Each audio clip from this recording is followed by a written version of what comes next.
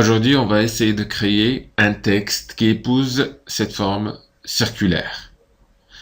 Pour commencer, on va dans Fichier, Nouveau, et on va créer notre document. Donc ici, on va choisir Impression, comme d'hab, A4.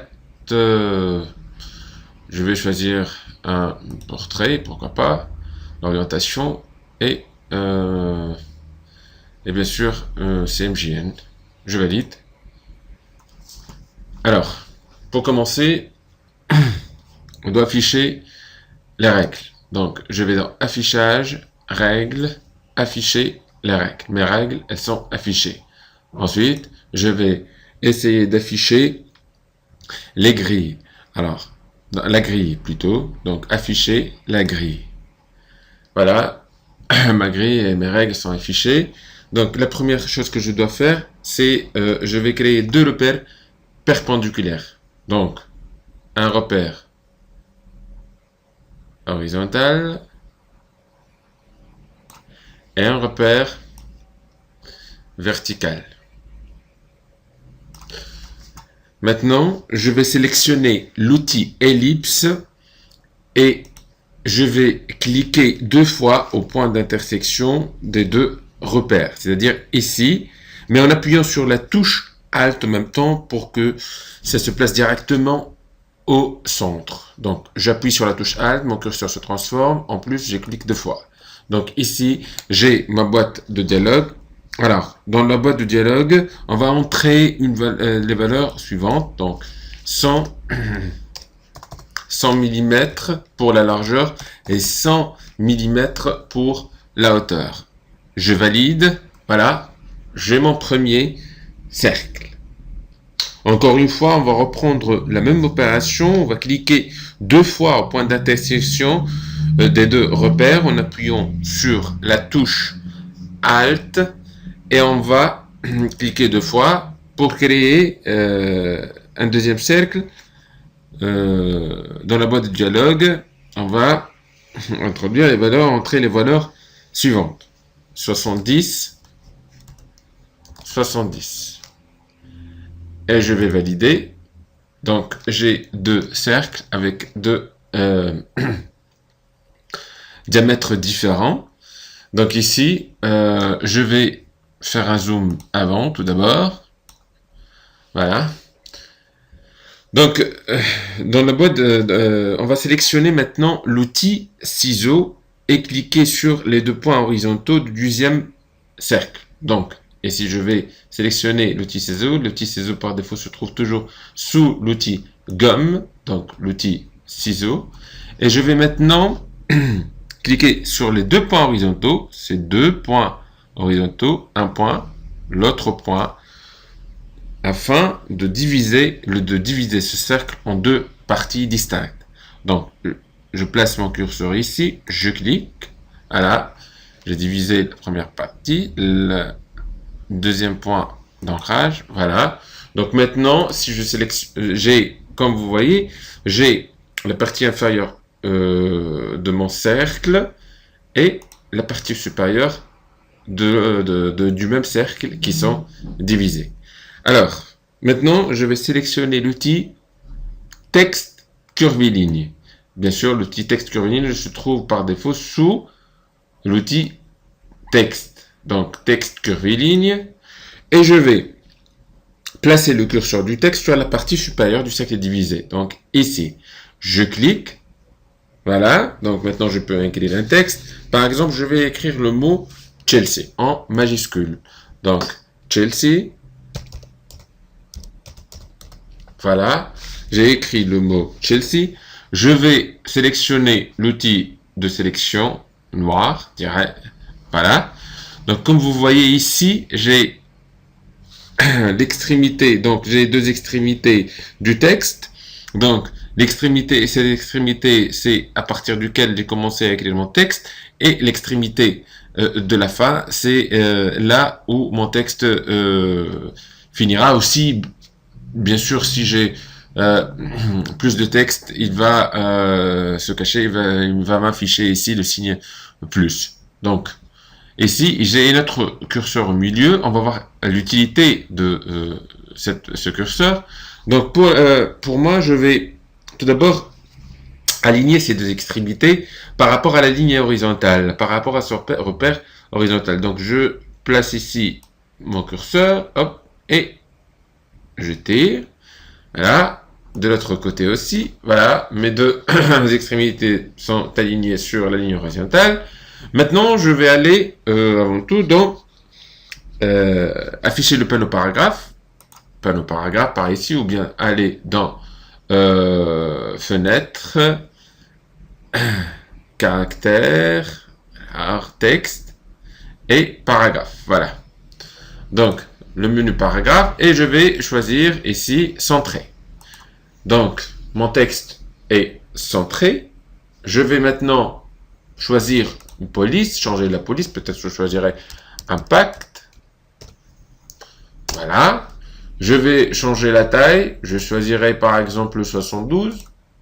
Oh, c'est un peu trop. Donc, ici, je choisirai 48. C'est un peu encore trop. 36. Oui, ça va très bien. 36.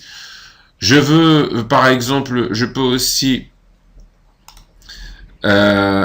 rajouter par exemple à définir l'approche de caractère, l'interlettrage entre les lettres. Je vais choisir par exemple 25.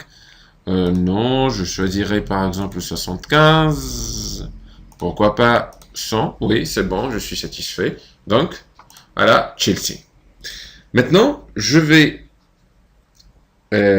placer le curseur du texte sur la partie inférieure. Bien sûr, je vais sélectionner le texte curviligne encore une fois, et je vais le placer sur la partie inférieure du cercle divisé pour écrire Football Club. Football Club. Donc ici, je clique et je vais écrire Football Club. Toujours en majuscule. Football. Non, j'ai commis un. Football Club. Ok? Donc, comme vous voyez ici, mon texte est à l'envers. Donc, la première chose que je dois faire, c'est de, bien sûr, régler mes deux curseurs de début et de fin. Donc, je vais placer ici avec la ligne horizontale pour garantir l'alignement de mon texte. Je vérifie que dans le paragraphe, que mon texte est centré. Voilà, il est centré. Donc, maintenant, comment je vais mettre à l'envers ce texte? Donc, je vais ici, au milieu, le curseur qui est au milieu, je vais le sélectionner, cliquer dessus, et je vais, bien sûr, tirer vers le haut. Bien sûr, je vais tirer vers le haut afin d'inverser l'orientation de mon texte. Donc, voilà, je tire vers le haut.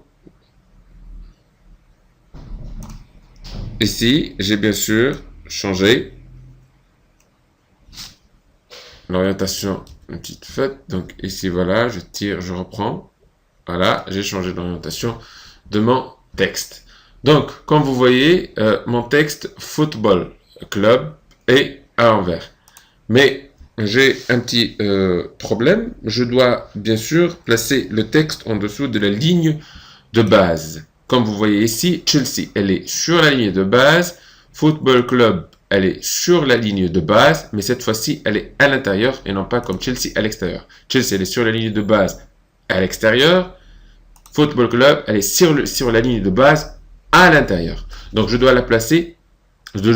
placer ce texte ici. Donc, je vais donc placer le texte dessous de la ligne de base en modifiant dans la palette des caractères le décalage vertical. Alors, j'affiche la palette caractères et je vais donc définir le décalage vertical. Je vais essayer, bien sûr, les valeurs positives, non. Alors, je vais essayer pour les valeurs négatives. Alors, je vais choisir une valeur négative, par exemple, moins 6. Non, ça ne marche pas. Donc, je vais encore essayer comme ça. Donc, hop. Et voilà, non. Je reprends, c'est moins 28, c'est bon pour moi. Moins 28, c'est l'idéal. Peut-être je dois régler l'interlettrage, le modifier un peu. Donc je vais choisir par exemple 25 ou 10 même, ou 5 peut-être. Oui, ça c'est mieux. Football Club. Maintenant, je suis satisfait par ce résultat. Mon texte, il est situé dans la partie inférieure, il est situé sur la ligne de base aussi, mais du côté extérieur, aussi sur le texte Chelsea est situé sur la ligne de base, aussi du côté extérieur. Dans mon texte, je suis satisfait par ce résultat. Si je veux pousser un peu plus en avant, je vais rajouter un cercle. Comme d'hab, je clique sur, je sélectionne l'outil ellipse, je clique sur la touche Alt et 2 fois. Maintenant, je choisirai un texte avec largeur de 60 et une hauteur de aussi 60. Donc, je valide. Voilà notre cercle. Je vais sélectionner que le contour, un contour. Maintenant, je peux, bien sûr,